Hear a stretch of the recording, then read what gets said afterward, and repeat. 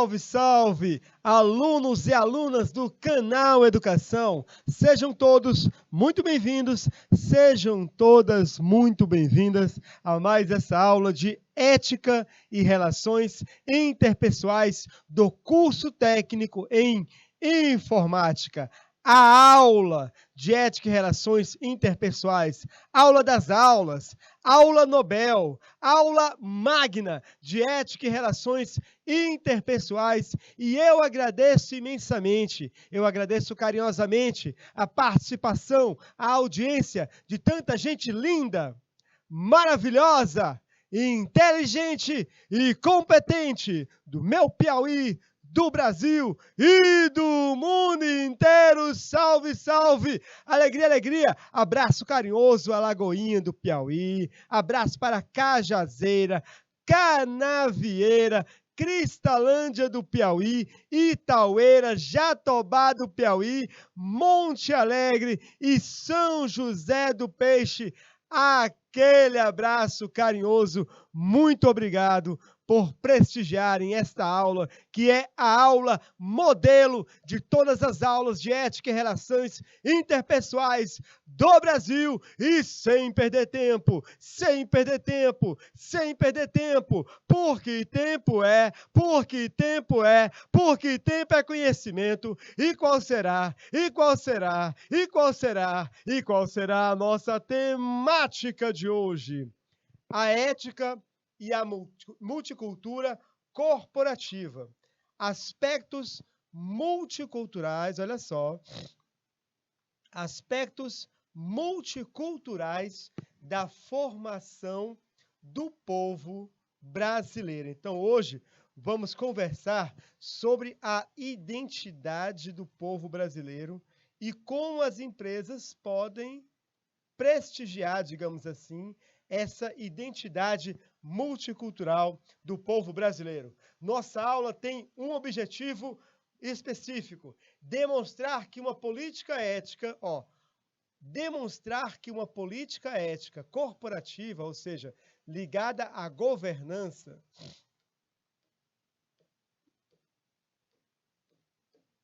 deve contemplar e incentivar aspectos relacionados à multicultura, mostrar esses aspectos e resgatar a formação do povo brasileiro. Nossa aula tem 5 partes. Vamos conversar sobre a aula anterior, gestão inclusiva, falar sobre cultura, multiculturalidade, empresa multicultural, uma breve revisão da aula e nossas atividades. Um abraço carinhoso, Liliane, José Henrique, Guilherme e Tainara. Aquele abraço carinhoso. Antes, vamos recordar alguns exercícios da aula anterior. Recordam bem? A aula anterior falou sobre uma gestão inclusiva. E o primeiro item diz, o primeiro item indaga: assinale a alternativa que não contém uma minoria social. Estamos falando aqui de gestão inclusiva.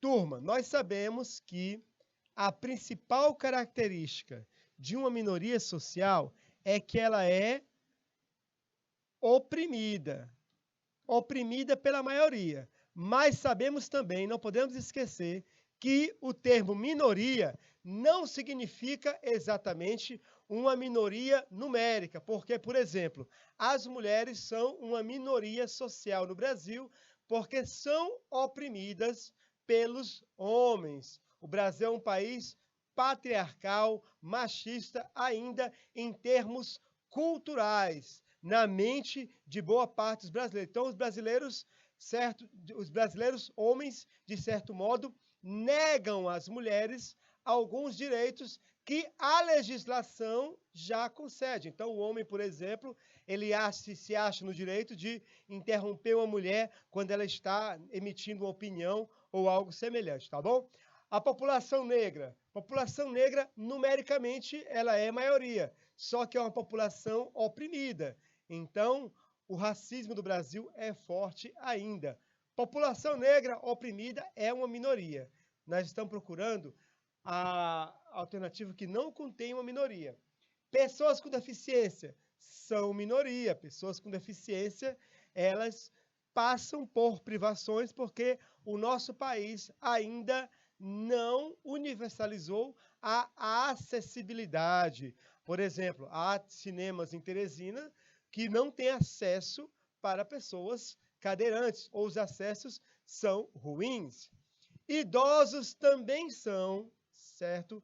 Também são uma minoria, tanto numérica como social. Os idosos são vítimas, por exemplo, de filhos, de netos, violência verbal, muitas vezes violência física e violência financeira.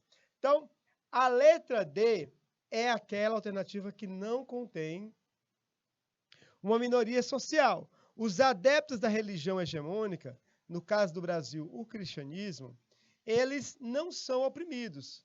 Pelo contrário, o cristianismo, mesmo que seja involuntariamente, em alguns casos, ele oprime as demais religiões. Ele não permite que as demais religiões tenham vez e voz nas decisões do país, nas reflexões sobre aspectos do Brasil. Então, o cristianismo, como religião hegemônica, não abre espaço para as demais religiões mostrarem o seu rosto. E quando elas mostram o seu rosto, o cristianismo logo trata de censurá-las, tá bom? Então, resposta correta, letra D, muito bem, letra D, adeptos da religião hegemônica. Para você que acertou, eu só posso dar uma nota, e essa nota é aquele 10 com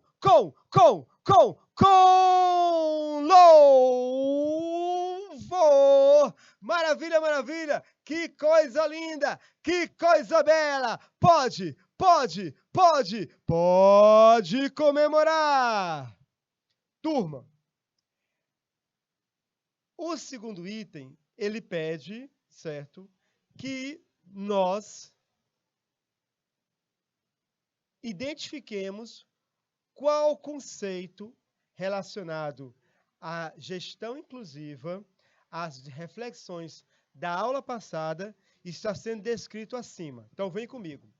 Designa um processo de afastamento e privação de determinados indivíduos ou de grupos sociais em âmbitos da estrutura social. Então, o que eu estou falando aqui?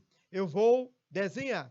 Nós temos a sociedade com os seus membros e nós temos um grupo social ou pessoas que estão separados, sem acesso à sociedade.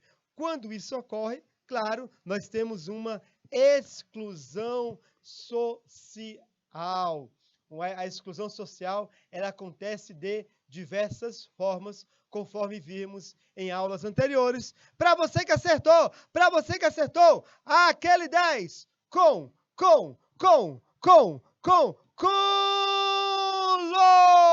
louvor. Maravilha, maravilha. Que coisa linda, que coisa bela. Pode comemorar.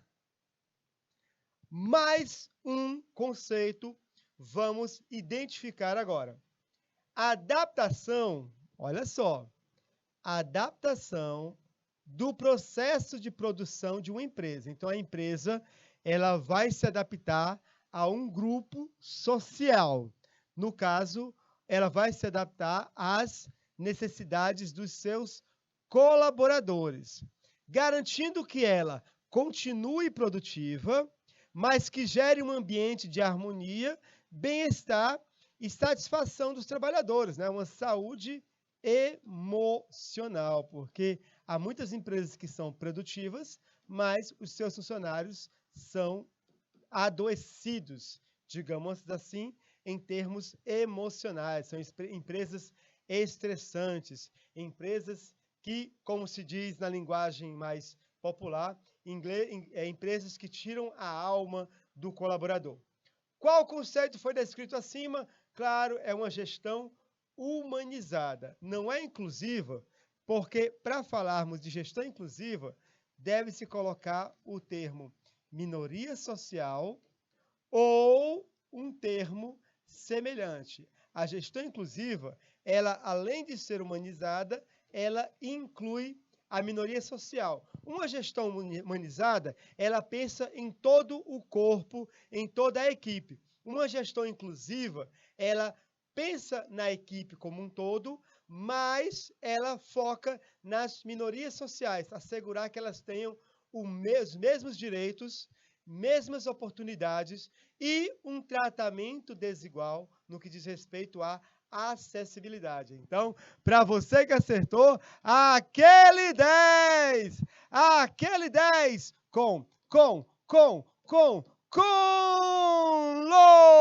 louvor! Maravilha, maravilha! Que coisa linda! Que coisa bela! Pode comemorar! A Lagoinha do Piauí, aquele abraço. Cajazeira do Piauí, turma linda, maravilhosa.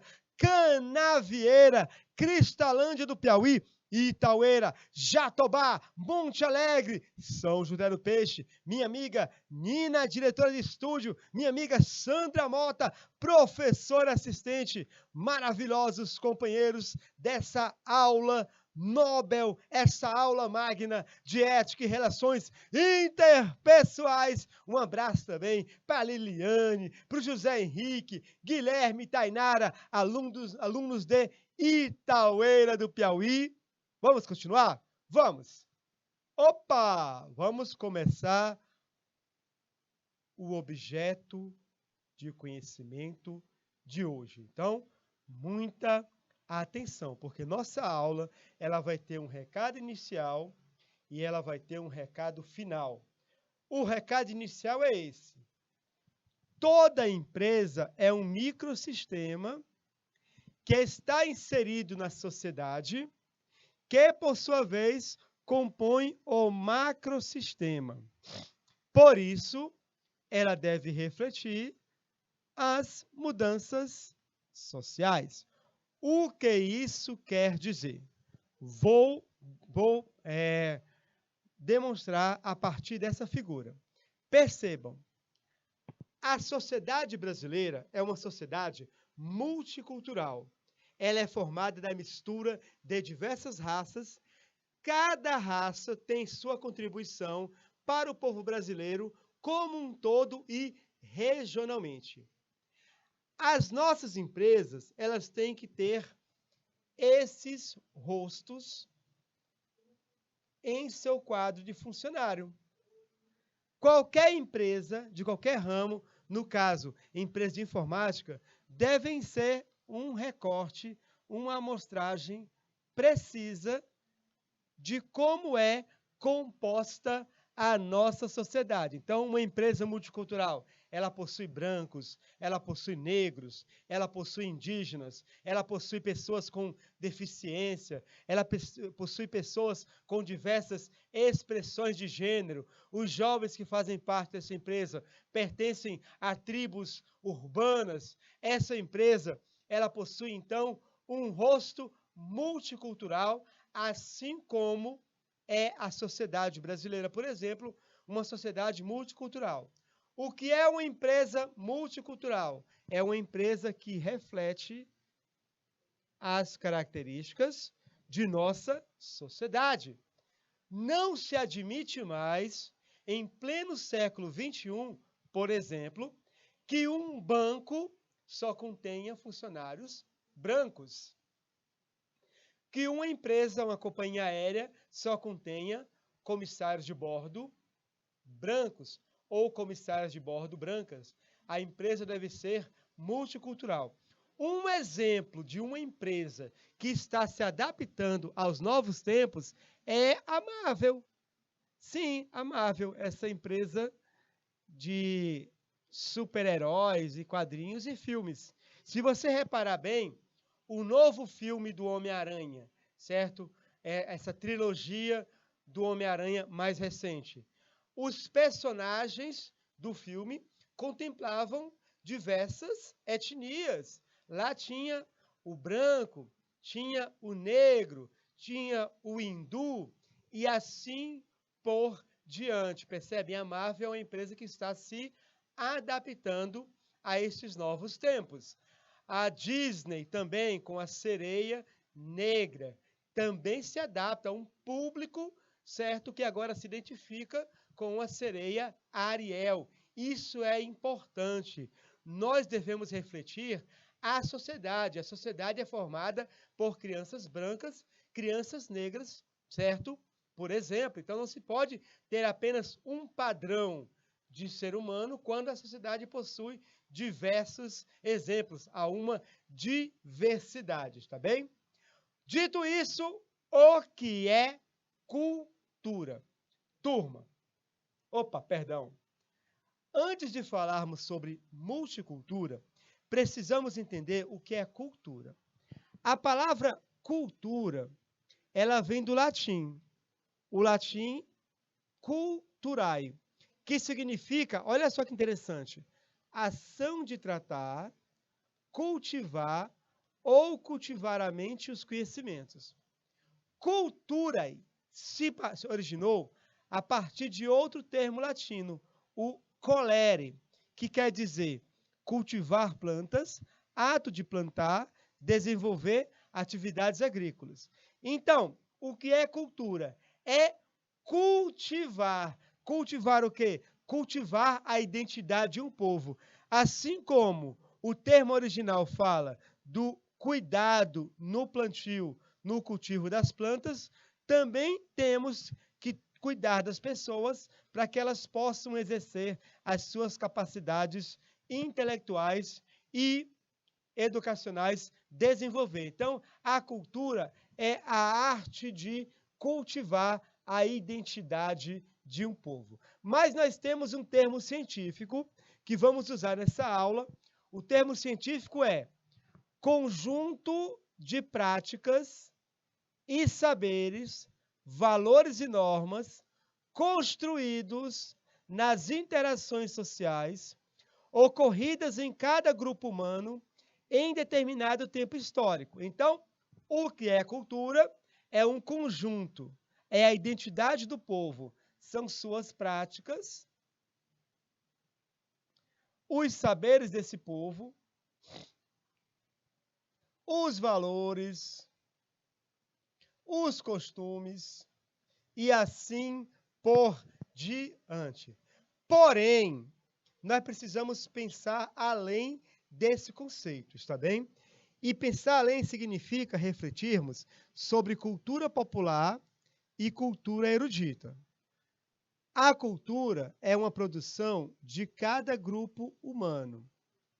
Nós estamos trabalhando com a ideia de multiculturalidade, ou seja, há diversos grupos humanos construindo práticas, construindo saberes, valores e normas.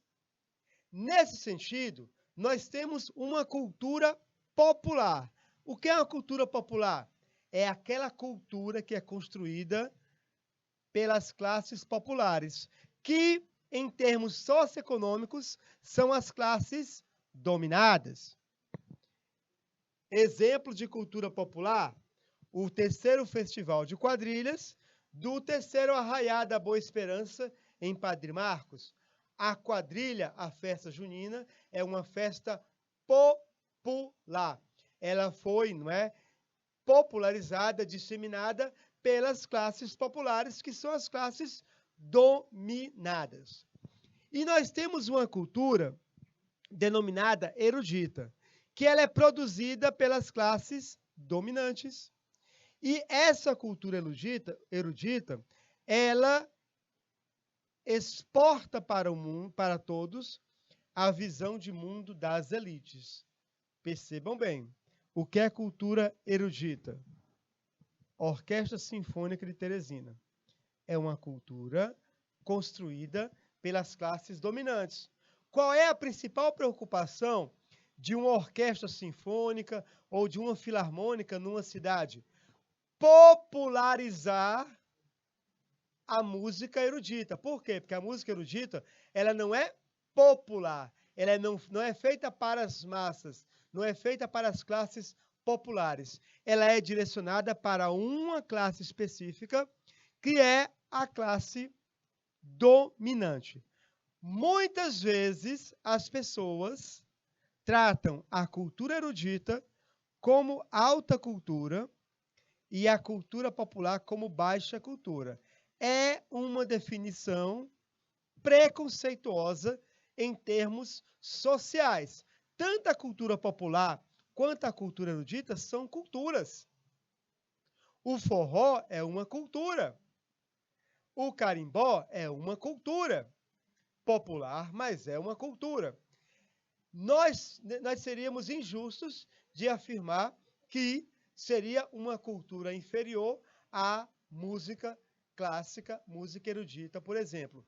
Isso em termos sociais, está bem? Em termos sociais. Cultura erudita, cultura popular. Agora você perceba o seguinte: quando falamos em multicultura, nós precisamos contemplar tanto a cultura popular quanto a cultura erudita, as diversas expressões culturais do povo brasileiro. Precisamos contemplar o forró, o carimbó, o rasqueado, o calypso, a música clássica, a MPB, as festas populares como o Círio de Nazaré, como a lavagem das escadarias de Nosso Senhor do Bonfim, a cavalhada, o fogaréu. Todas essas expressões culturais formam a identidade multicultural do povo brasileiro. Não se esqueçam. Nós precisamos deixar de lado a questão do juízo de valor. Dito isso, multiculturalismo é a identidade brasileira. O Brasil possui um território enorme e por todo o território nós encontramos produção de cultura de diversas formas, tá bom?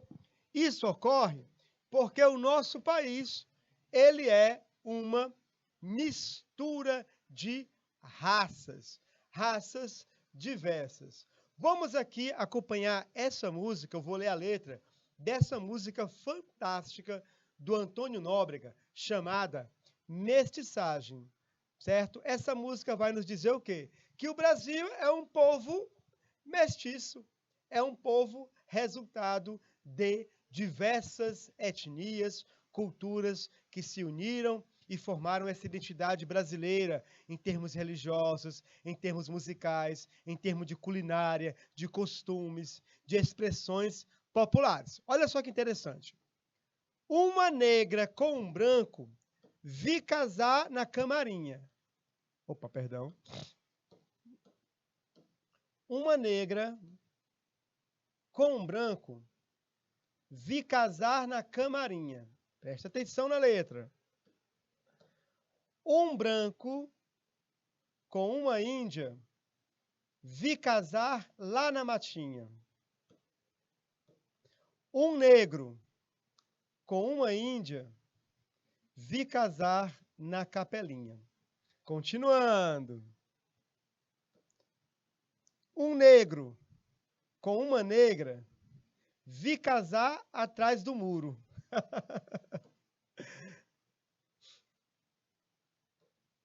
Um branco com uma branca vi casar lá no escuro.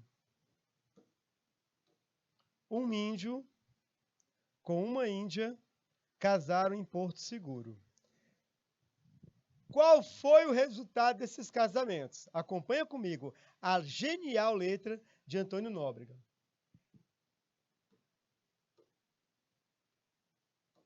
Eu vi nascer um mulato do casal da camarinha. Olha só. O negro com o branco nasceu o mulato. Vi nascer um mameluco do casal lá da matinha. Qual foi o casal da matinha? O branco com a índia. Continuando.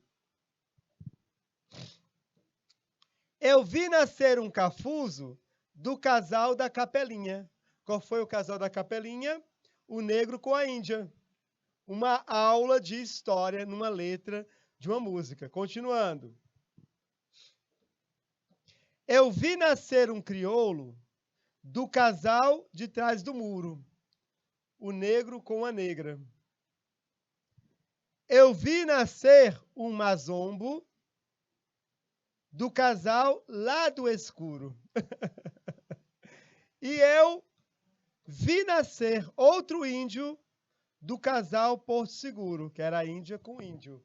Percebem? Essa é a mistura inicial do povo brasileiro. Mas, segundo Antônio Nóbrega, não ficou por aí. Presta atenção, acompanha comigo. Uma mulata moleca vi casar com um japonês. Nós tivemos, a partir do século XIX, início do século XX, o início das grandes imigrações ao Brasil. E uma dessas imigrações foram os japoneses. A data oficial é 1908, mas antes, claro, alguns japoneses já se deslocavam ao Brasil. E esse japonês, no Brasil, ele casou, por exemplo, com uma mulata. Uma catita cafusa com um sírio-libanês. Olha que interessante. Um crioulo com uma alemoa, vejo casar todo mês.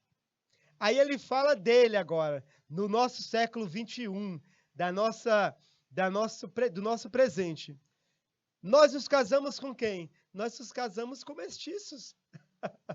Me casei com uma mestiça. Eu mestiço por inteiro.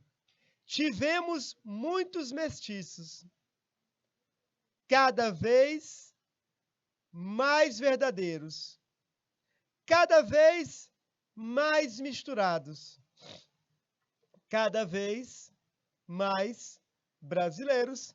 Então, o Brasil é essa mistura de raças, e mistura de raças é o que forma a nossa identidade. É por isso que o Brasil é um povo multicultural, e essa multiculturalidade do povo brasileiro, ela foi bem representada nesse quadro, Os Operários, de Tarsila do Amaral. É o rosto de uma empresa multicultural. Ela tem o rosto do brasileiro, ó. Ela contempla os rostos daqueles que compuseram o país, olha só. Está bem?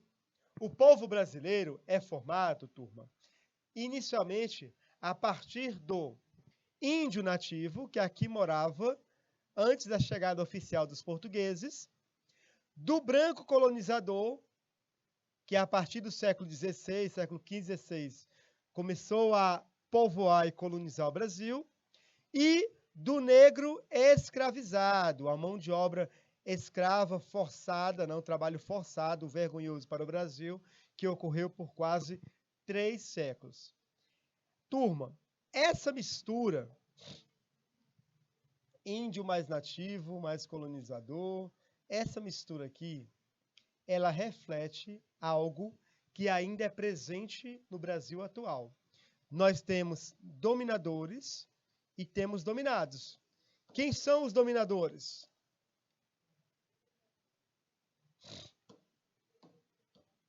Quem são os dominadores? O branco colonizador, que tomou a posse oficial do território brasileiro e, certo, dominou o índio nativo. Ele foi dominado. Poucos aspectos da cultura indígena foram respeitados. Por exemplo, os indígenas, eles foram obrigados a se converterem à religião oficial do branco colonizador, o cristianismo. Está bem? O negro escravizado também foi um povo dominado.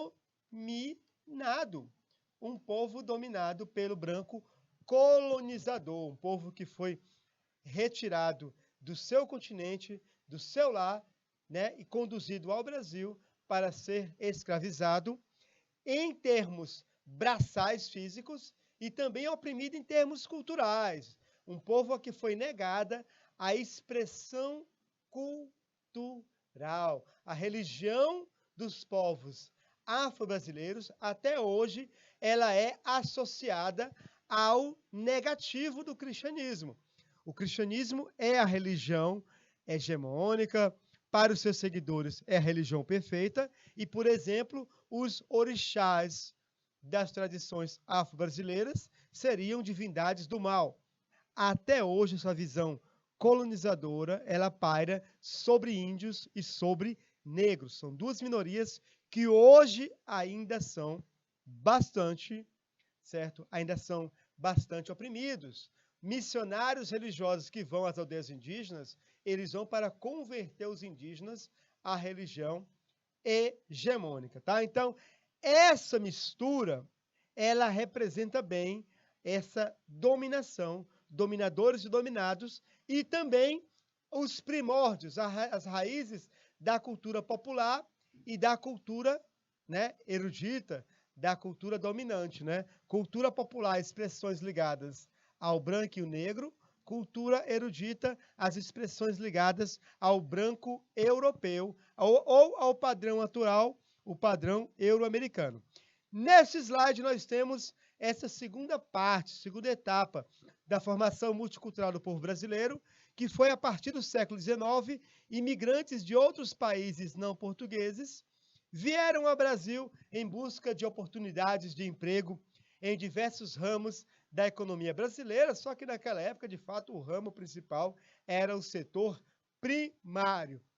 Vieram suíços, alemães, eslavos, turcos, árabes, italianos, libaneses,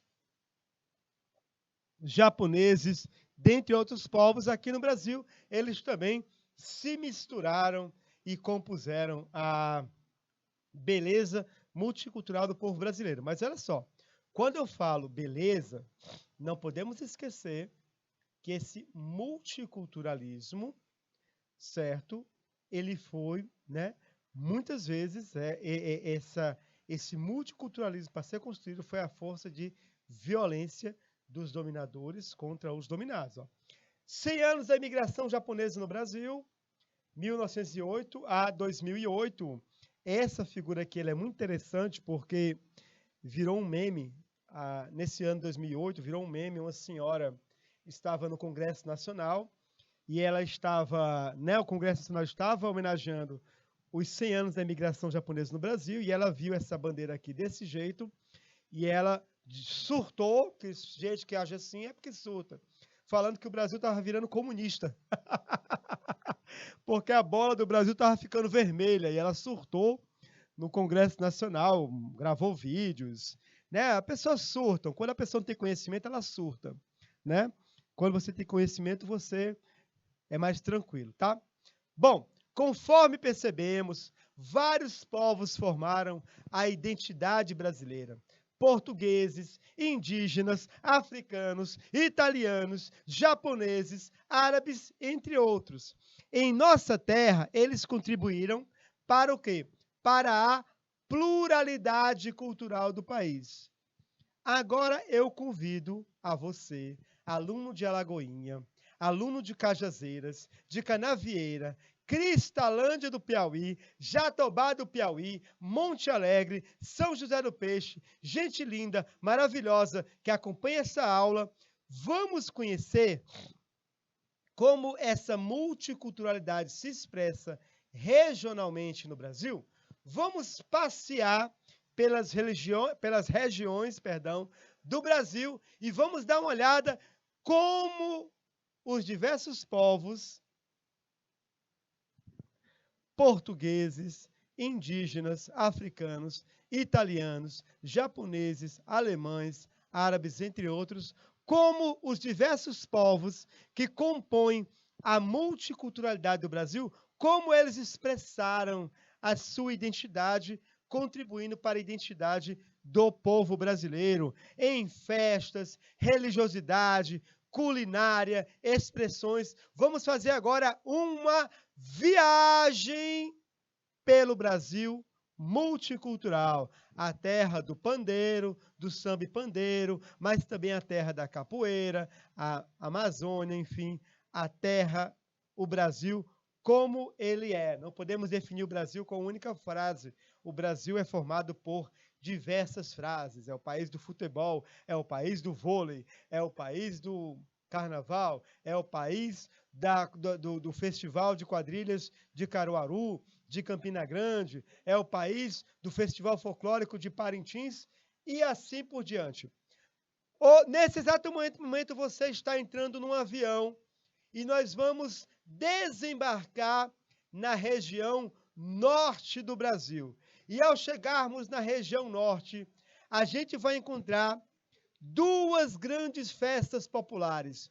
O Círio de Nazaré, em Belém, que é simplesmente a maior festa católica do Brasil e provavelmente do mundo. Milhões de pessoas tomam as ruas de Belém do Pará, acompanhando a imagem de Nossa Senhora de Nazaré anualmente. Temos também, olha só, o Festival Boi Bumbá de Parintins. O festival que, certo, é uma disputa entre dois grandes grupos folclóricos. O grupo folclórico do Garantido, que nós podemos reconhecer o Garantido pela cor vermelha e pelo coração na testa do boi, assim dizemos. E temos também o boi caprichoso. O boi caprichoso é o lado azul de Parintins e ele possui uma estrela na testa. Há um terceiro boi em Parintins. Esse boi já desfilou em algumas oportunidades, poucas, mas ainda não conseguiu um destaque para poder participar desse festival. Mas há um terceiro boi, sim, lá em Parintins. Outros elementos culturais da região norte, olha só, é a região do carimbó. Olele, olala, misturei carimbó, nananã. O Congo, a congada, a folia de reis e a festa do divino. E a influência indígena, a região norte, é uma região marcada, não é? Olha só, pela influência indígena. Ela é fortíssima também, por exemplo, na culinária, que é baseada na mandioca e em peixes.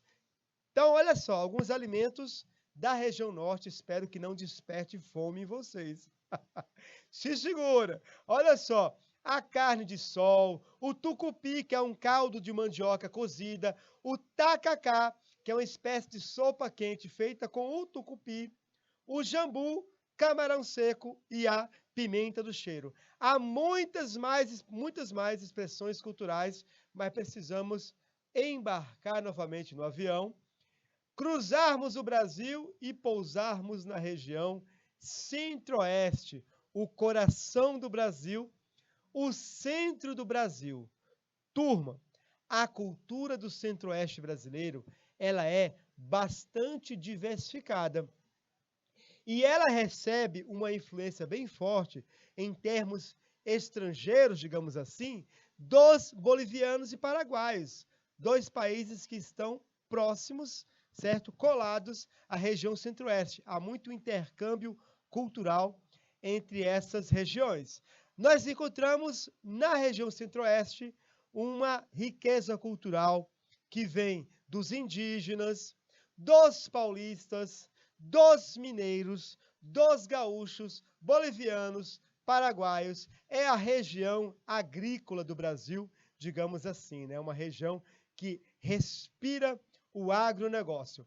Manifestações culturais típicas da região. Nós temos a cavalhada. Eu vou mostrar o que é a cavalhada quando observarmos as manifestações culturais do Sudeste, tá bom? Mas temos, olha só, o cururu no Mato Grosso e Mato Grosso do Sul. Quero destacar, no entanto, o fogaréu em Goiás, tá bem? Aqui é o fogaréu. É a procissão do fogaréu em Goiás. Ela ocorre na Semana Santa. Semana Santa é uma semana do calendário católico, certo? Do calendário católico, da Igreja Católica no Brasil e no mundo, a semana dedicada a uma reflexão sobre a paixão, a morte e a ressurreição de Jesus Cristo. A Semana Santa é um mito de repetição do drama divino. O que é isso? O ser humano ele vai tentar reconstituir as cenas que ocorreram com Cristo, para que nessa repetição ele sinta o que Cristo sentiu, ele sinta o drama divino, ele sinta o que a divindade sentiu. Então são ritos de repetição do drama divino. Olha só, o fogaréu. O fogaréu vai recordar a prisão de Cristo. Quando ocorreu a prisão de Cristo? Segundo o calendário da Semana Santa Católica, essa prisão aconteceu numa quinta-feira à noite. Então, numa quinta-feira à noite, certo? Em muitas cidades de Goiás, nós temos pessoas encapuzadas, simbolizando os soldados romanos, e elas vão prender Jesus Cristo. Vão chegar na ceia. Aqui na ceia tem uma imagem, perdão, só coloquei uma foto, deveria ter colocado mais fotos, tá? Aqui na ceia tem uma imagem de Jesus Cristo, e essa imagem ela vai ser aprisionada, digamos assim. Agora, em termos culinários, você que está com fome aí, Alagoinha, Cajazeiras, Canavieira, Cristalândia, Jatobá do Piauí, Monte Alegre e São José do Peixe. Olha só. O arroz com pequi, a sopa paraguaia, o arroz carreteiro, o arroz boliviano. Olha a Maria Isabel do Piauí, também existe lá na região centro-oeste. O empadão goiano, a pamonha, o angu, o curau, os peixes do Pantanal, por exemplo, pintado, o dourado e o paco, tá bom? Continuando, pegue o avião e agora você vai rodar mais um pouquinho pelo Brasil e vai desembarcar na região sudeste, provavelmente a região mais próspera do Brasil em termos econômicos. Encontramos 3 grandes metrópoles brasileiras na região sudeste. Nós encontramos São Paulo, Rio de Janeiro e Belo Horizonte, além de cidades que não são capitais, mas se destacam pela economia, como Campinas, como Ribeirão Preto, por exemplo, Volta Redonda, no Rio, e outras cidades.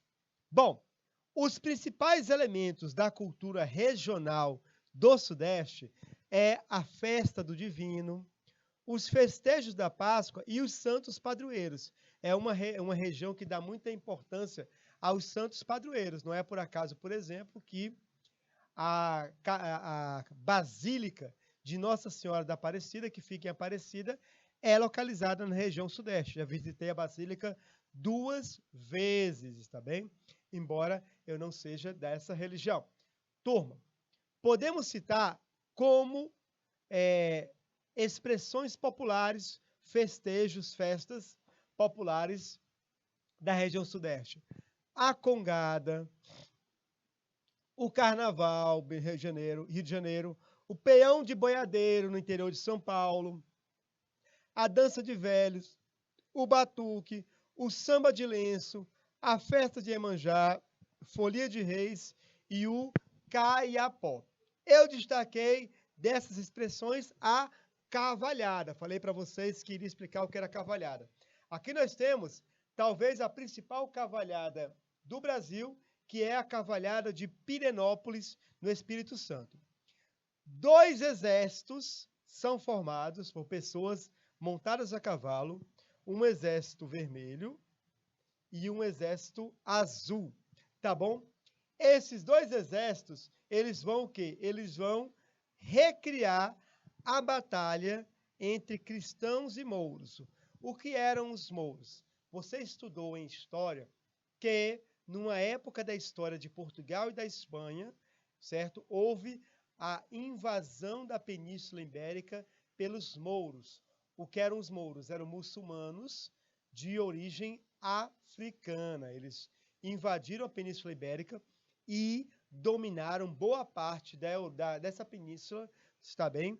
Durante um bom período da história de Portugal e Espanha. Então, Portugal e Espanha tiveram muito trabalho, principalmente os portugueses, muito trabalho para expulsar os mouros da Península Ibérica, e essa festa da cavalhada, ela serve para que haja uma recriação desse momento, né? O vermelho e o azul. Culinária. Quem está com fome aí? Quem está com fome? Liliane está com fome, José, Henrique, o Guilherme, a Tainara. Então, olha só. Ô, gente, eu que morei no Sudeste, praticamente todos esses pratos aí eu já experimentei. Não tem, olha, eu não tenho nem como dizer qual é o meu preferido, mas vamos lá. A moqueca capixaba, o pão de queijo mineiro, o feijão tropeiro de Minas. Ah, não tem nada melhor que um bom feijão tropeiro. A carne de porco, a feijoada, o aipim frito, o bolinho de bacalhau, o picadinho, o virado à paulista, gente, o cuscuz paulista, a farofa, a pizza, fora a vaca atolada, muitos pratos interessantíssimos da região sudeste. A culinária, ela é parte da identidade cultural dos povos. Mas precisamos embarcar nesse avião de novo. E agora nós vamos fazer uma escala na região sul. A região sul, que é uma região identificada com a Europa, no que diz respeito aos aspectos culturais. Por quê? Porque a região sul, ela foi, certo? Ela foi o destino de muitos imigrantes europeus naquela virada do século XIX para o século XX, quando houve as grandes imigrações, quando o Brasil libertou os escravos e, em vez de contratar a mão de obra negra para as lavouras, preferiu chamar a gente da Europa, jogando os negros à marginalidade, tá? Então, olha só, os portugueses, os espanhóis e principalmente alemães e italianos. Lembrando que no Sudeste, também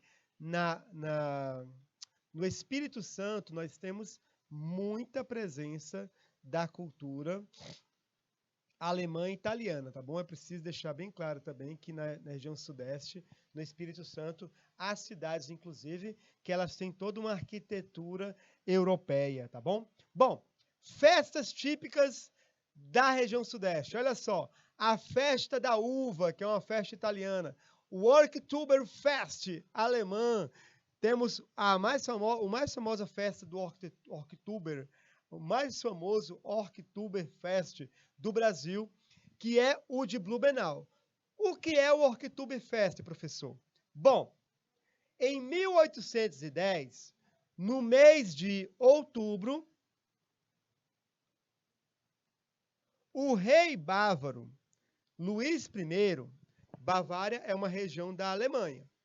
O rei da Bavária, Luís I, ele resolveu, olha só que interessante, ele resolveu comemorar o seu casamento promovendo um festival de cerveja. Então, nas festividades das bodas do Luís I, muita cerveja foi distribuída para o povo. Era cerveja nas ruas, nas fontes, enfim, muita cerveja mesmo foi distribuída. Isso foi em 1810 e o povo adorou esse festival de cerveja. No ano seguinte, o povo se reuniu e pensou, turma, sabe que seria uma boa ideia a gente fazer de novo aquele festival da cerveja? Aí o povo disse, vamos fazer de novo? Não, mas era só para o rei. Não, não tem importância, só vamos fazer no mês de outubro para comemorar um ano de casamento, para comemorar isso. E a festa foi ganhando certa amplitude, e aí ela já chegou ao século XXI, uma festa do século XIX, que chegou ao século XXI. E na Bavária tem uma fonte, e essa fonte, uma vez por ano, no outubro, no Oktoberfest, ela, em vez de jorrar água, ela jorra cerveja. As pessoas bebem cerveja na fonte. Interessante, né? Olha só, cultura sulista. O fandango, a tirana, o anu, festa de Nossa Senhora dos Navegantes, a congada, o boi de mamão, a dança de fitas, o boi na vara. Culinária sulista, olha só, o churrasco, o chimarrão, churrasco com chimarrão, não é a música? Camarão, pirão de peixe, marreco assado, o barreado, que é um cozido de carne numa panela de barro e, claro, não pode faltar o vinho. O vinho relacionado à Itália, a cerveja relacionada à Alemanha. pega o avião e vem desembarcar nessa região linda do Brasil, que é a região Nordeste. A região Nordeste, ela possui muitas, diversas expressões culturais, como, por exemplo, o Bumba Meu Boi, o maracatu, caboclinhos, carnaval, a ciranda, o coco, terno de zabumba, a marujada, o rezaido, o frevo, a cavalhada também, a capoeira. Manifestações religiosas, as mais importantes estão na Bahia, a lavagem das escadarias do Bonfim e a festa de Iemanjá. A festa de Iemanjá de Salvador, na Bahia, turma, ela é a maior festa mundial dedicada a um orixá africano, claro, fora do continente africano. Fora do continente africano, a maior festa dedicada a um orixá africano é a festa de Iemanjá, na Bahia. Temos a literatura do cordel, aqueles poemas que só o nordestino sabe fazer, não é? Fui cantar lá no Recife, de dentro de um pronto-socorro. Gastei R$ 500, comprei 500 cachorros. No ano passado morri, mas nesse ano não morro. É a literatura de cordel. O artesanato também, as rendeiras. A minha avó era uma rendeira. Eu tenho lembranças minhas maravilhosas de sentar do lado da minha avó e ver ela fazendo a renda, né, com os birros, com aquela almofada. Pratos típicos, gente. Aí o Nordeste arrasa, não é? Aí o Nordeste coloca mesmo o sarrafo lá em cima. Olha só, a carne de sol, os peixes, frutos do mar, buchada de bode, sarapatel, acarajé, vatapá, cururu, feijão verde, canjica, arroz doce, bolo de fubá cozido, bolo de massa de mandioca, broa de milho verde, é a pamonha, é a cocada, é a tapioca ou o beiju, pé de moleque, é a culinária riquíssima e também o sotaque e as expressões nordestinas. A pessoa que chega ao Nordeste, ela precisa estar atenta às expressões que são próprias do nordestino, próprias do piauiense, próprias do cearense, do alagoano, do potiguar, do paraibano. Por exemplo, no maranhense, uma pessoa aluada no Nordeste, uma pessoa que vive no mundo da lua, né? Eu vivo sempre no mundo da lua. Se fosse feito por nordestino, diria, eu sou um aluado, e assim por diante. A expressão rebolar no mato. Eu tenho um amigo meu que é do Espírito Santo, ele morou um tempo aqui no Nordeste, e ele escutava a expressão rebolar no mato, ele ria bastante, né? Rebolar no mato, que a gente fala que é descartar, jogar fora uma coisa. Rapaz, rebola no mato isso aí. E eu lembro dele sorrindo com essa expressão, rebolar no mato, não é? Areado, né? O que é uma pessoa areada? Uma pessoa sem rumo, uma pessoa desnorteada, um louco, um maluco, tá perdido. Tá areado, rapaz. Tu é areado, tá perdido, tá desorientado. Peba, quando nós queremos dizer que algo é peba, nós falamos que é, né? Perdão, quando queremos dizer que uma coisa é ruim, má qualidade, inferior, a gente fala, rapaz, isso aí é peba demais, né? Olha aqui a expressão aqui cearense, não é? Tu já merendou? Tu quer merendar? Tem merenda, viu? Bom merendar, eu pago. Uma pessoa que fala isso para você nem é gente, é um anjo. Chamou para merendar, que vai pagar a merenda, é o teu amigo de verdade, entendeu? No Nordeste, uma prova de amizade é quando o cara fala assim, pai, vamos merendar, eu pago. Tá bom? O nosso Piauí, aqui, que é a sede do Canal Educação, em Teresina, temos também uma cultura riquíssima, o Bumba Meu Boi, o cavalo piancó, a congada, samba de cumbuca, o reisado, os bandolins, as rabecas, entre outros. Festivais culturais ocorrem em todo o estado, o Festival de Inverno de Pedro II, que atrai artistas de nível nacional, o Festival de Teatro Lusófono, um intercâmbio cultural entre artistas brasileiros, artistas portugueses e de ex-colônias de Portugal, como Moçambique, tá bom? O Encontro Nacional de Folguedos, o Bumba Meu Boi, que é de origem piauiense. embora seja marcante para os amazonenses e para os maranhenses. E aqui na fotografia, o Festival de Rabecas de Bom Jesus do Piauí. Pergunta aqui se tem alguém de Bom Jesus do Piauí, como é que está esse festival, se ainda ocorre, se teve uma parada durante a pandemia, porque eu não encontrei imagens mais atuais. Turma, sem dúvida, o Brasil é um país multicultural. Porém, diante dessa contestação, surgem duas questões que vamos respondê-las na próxima aula. A primeira questão é: como incluir a dimensão multicultural nos processos de gestão e governança? E a segunda é: o que é uma empresa multicultural? Tentaremos responder essas duas perguntas importantíssimas em nossa próxima aula, daqui a pouco. Não saiam daí, bebam um copo de água e voltem, muito apressados para a segunda parte da nossa aula. Um abraço carinhoso, salve, salve e tchau!